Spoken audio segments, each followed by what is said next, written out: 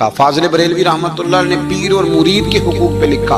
اعلیٰ حضرت نے شرطیں بیان کی مرید کس کا ہونا ہے, شرائط. فرمایا سب سے پہلے 4 شرطیں دیکھو پھر بیعت کرنا. پہلی بات یہ کہ وہ بندہ اتنا عالم ہے کہ ضرورت کے مسئلے بتا سکے, جاہل کی بیعت جائز نہیں. اور دوسرے نمبر پہ فرمایا یہ بھی دیکھو کہ اعلانیہ گناہ تو نہیں کرتا, ظاہری طور پر شریعت کا پابند ہے. تیسرے نمبر پر یہ دیکھو اس کا سلسلہ متصل ہے, باقاعدہ کسی سے مرید ہوا ہے, سلسلہ اوپر تک صحیح چل رہا ہے.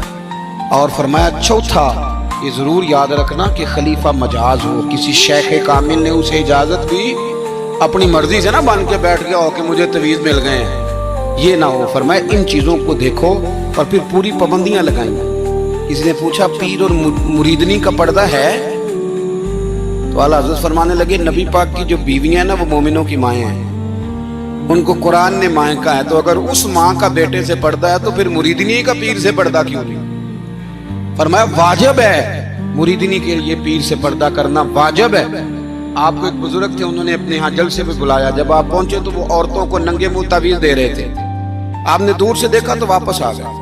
وہ دوڑے پیچھے کہنے لگے مولانا کچھ تو خیال کریں, لوگ کیا سوچیں گے, ایسے چلے گئے. تو آپ فرمانے لگے شاہ جی آپ نبی پاک کی شریعت کا خیال نہ کریں تو میں آپ کا خیال کروں؟ شریعت اسلامیہ کا خیال نہیں کر رہے, بے پردہ عورتوں میں بیٹھے ہو. وہ کہنے لگے میں توبہ کرتا ہوں, آج کے بعد نہیں کروں گا. فرمایا پھر ہاتھ بڑھائیے, پھر میں آپ کے ہاتھوں کے بوسے لیتا ہوں. اس لیے کہ اگر آپ مان گئے ہیں تو پھر ہمارا اختلاف نہیں. ساری زندگی دین کی پہرے داری کی. اعلیٰ حضرت رحمتullah علیہ نے آج سے 150 سال پہلے کہا تھا مسلمان اپنے بینک قائم کریں, اپنا سرمایہ. ایک جو باتیں آج کر رہے ہیں نا آپ کے لوگ دانشور, وہ 125 سال پہلے کہا تھا کہ اپنے بینک بناؤ, آپس میں مسلمان تجارت کریں. فرمایا اپنا پیسہ ایک دوسرے پر خرچ کرو, غریبوں کو وظائف دو, وہ سارے طریقے اپناؤ جو صحابہ نے اور محبوب کریم نے ہمیں عطا فرمائے. مسلمانوں کی فلاح پر انہوں نے بڑا کام کیا. وہ زمانہ اقبال پہلے کہا کرتے تھے سارے جہاں سے اچھا ہندوستان ہمارا, پھر اللہ نے توفیق دی تو کہنے لگے نہیں خاص ہے ترکیب میں قوم رسول ہاشمی.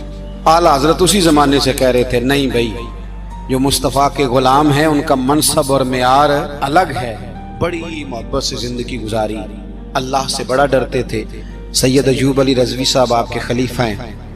وہ کہتے ہیں چھوٹا سا بچہ صبح صبح آ گیا, کہنے لگا حضور آپ کی کل دعوت کرنی, آ جائیں گے؟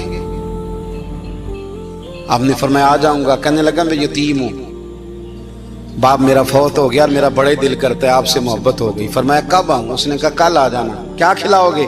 تو چنے کی دال اس نے جھولی میں ڈالی. کہنے لگا حضور میں لے آیا ہوں, رات کو بھگاؤں گا, کل آپ کو کھلاؤں گا. آپ بیمار رہتے تھے, دوپہر کو سوجی کے بسکٹ کھایا کرتے تھے. سید صاحب کہتے ہیں جب وہ جانے لگا تو اعلیٰ حضرت فرمانے لگے اگر اجازت دو تو ایک بندہ ساتھ لے آؤں. کہنے لگا لے آؤ. فرماتے ہیں اس کے گھر گئے تو اندر بیٹھنے کی جگہ بھی نہیں تھی. 1000 کتاب کے مصنف, لاکھوں کروڑوں مریدوں کے پیر, امت مسلمہ کتنے بڑے لیڈر. کہتے ہیں اس نے نا باہر گلی کے باہر دروازے کے باہر چٹائی بچھا دی. کہنے لگا حضور اندر جگہ نہیں ہے, میری اماں ہے اور آپ عورتوں سے بڑا پردہ کرتے ہیں. اعلیٰ حضرت باہر بیٹھ گئے زمین, اس کو کہتے ہیں لاجپال پیر. باہر بیٹھ گئے, وہ چنے کی دال لایا اور باجرے کی موٹی روٹیاں. آپ کو تکلیف رہتی تھی پیٹ میں, آپ وہ چیزیں استعمال نہیں کرتے تھے, پر 1.5 روٹی کھائی. کھانے کے بعد کہا جائیں. کہنے لگا نہیں میری اماں آگ جلا رہی ہے, چائے پی کے جانا. وہ چائے آئی, جو بندہ سڑک سے گزرتا حضور جہاں بیٹھنے, فرمایا جاؤ کام کرو, دعوت ہماری ہے تمہاری نہیں, جاؤ اپنا کام کرو. وہاں بیٹھ کے کھانا کھایا. جب واپس نکلے تو اس بچے نے اجازت دی جائیے. واپس آئے تو کچھ چہرے پہ کمزوری کے آثار تھے, کچھ تکلیف پیٹ میں شروع ہو گئی. سید صاحب کرنے لگے حضور آپ نے کیا کیا, بیمار ہو جائیں گے. فرمانے لگے ایوب علی یار بیماری تو ٹھیک ہو جائے گی, پر تو نے دیکھا نہیں یتیم کا دل کتنا راضی ہو گیا ہے, کتنا راضی ہو گیا اس کا دل, کتنا وہ خوش ہوا ہے. اور فرمایا جب یتیم راضی ہوتا ہے تو اللہ بھی راضی ہوتا ہے, اللہ کے نبی بھی راضی ہوتا ہے. بڑی پرہیزگاری والی زندگی گزاری. 3 باتیں ان کی زندگی کا اصول تھا. ایک فرماتے تھے تمسک بالدین کرو, مضبوطی کے ساتھ دین کو پکڑ لو. اور دوسرا فرماتے تھے جو اللہ رسول کے دشمن ہیں ان سے ہمیشہ بچو, جو ذرا بھی کہیں بے ادبی کرے اس سے پرہیز کرو. اور تیسرے نمبر پہ فرماتے تھے اگر سکھی جینا چاہتے ہو تو عشق رسول میں جینا. لوگ کہتے ہیں نماز میں دل نہیں لگتا، محفل میں سرور نہیں آتا، ہم جب اینک تنقید کی لگا کے جاتے ہیں تو کیسے مزہ آئے گا؟ جب ہم سامنے والے کو اچھا ہی نہیں سمجھ رہے، سب سے اچھے ہم خود ہیں۔ میں اکثر کہا کرتا ہوں کہ جب تک ہم تھوڑا سا نیچے بیٹھ کے اوپر نہیں نہ دیکھتے، بندے ہمیں بڑے نظر نہیں آئیں گے، چھوٹے چھوٹے نظر آئیں گے۔ ہم ہمیشہ اوپر کھڑے ہو کے نیچے دیکھتے ہیں۔ مہربانی فرمائیں۔ بڑی شاندار بات لکھی اعلیٰ حضرت بریلوی نے ملفوظات شریف میں۔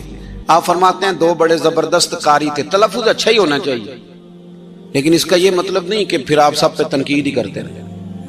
اعلیٰ حضرت فرماتے 2 قاریوں نے نا ایک بزرگ کے پیچھے نماز پڑھی، تو ان کے نا کچھ قواعد مستحب، کچھ قواعد ٹھیک نہیں تھے، تو کہنے لگے شہرت تو بڑی سنی تھی، پر بابے کو تو قرآن بھی صحیح نہیں پڑھنا تھا۔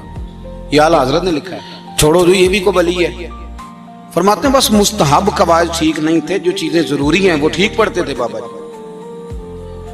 اب ان دونوں نے تنقید کی دل میں، اور باہر نکل گئے ایک دوسرے سے کہنے لگے یار کتنا سوچ کے آئے تھے، پر یہ تو قرآن پاک بھی ٹھیک نہیں پڑھتے۔